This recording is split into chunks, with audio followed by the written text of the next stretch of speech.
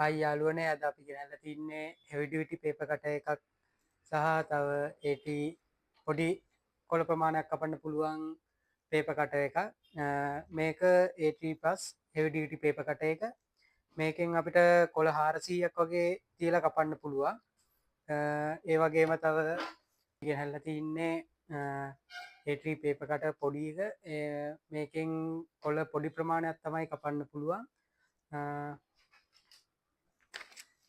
මේක හැන්ඩල් එකේම තමා බ්ලේඩ් එක ඇවිල්ලා තින්නේ.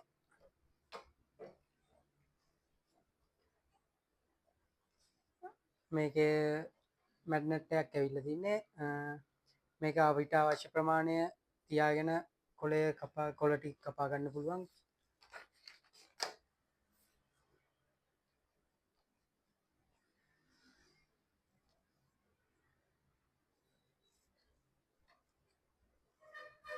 මේ විදියට මේක තද කරලා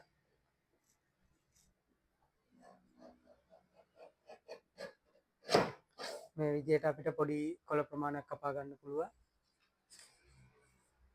අපි බලමු A3+ heavy duty paper cutter එක.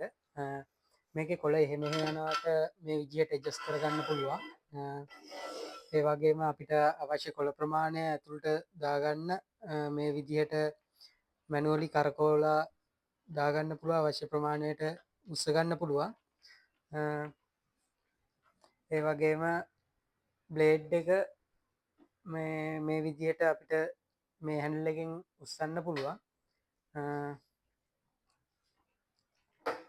ඒ වගේම මෙතන මේකේ මේ විදියට පේපර්ස් ටික තුලින් දාගෙන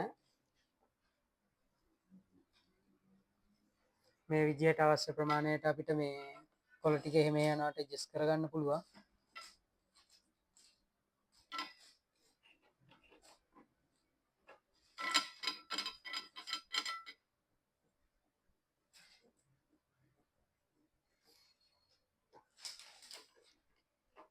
මේ විදියට තදගෙන ඊට පස්සේ මෙතනින් කොළ ටික තද වෙන්න ප්‍රෙස් කරගන්න ඕන. මෙහෙම කරගන්න.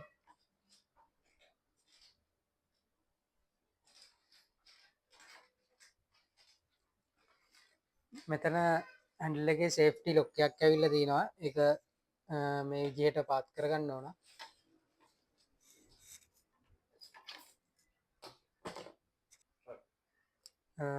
දැන් මේකේ මම ඔයගොල්ලන්ට පේන විදිහට මම මේ බ්‍රේක් ගාඩ් එක අයින් කරන්න. ඊට පස්සේ මේ විදිහට තමයි අපි පේපර්ස් ටික කපන්නේ.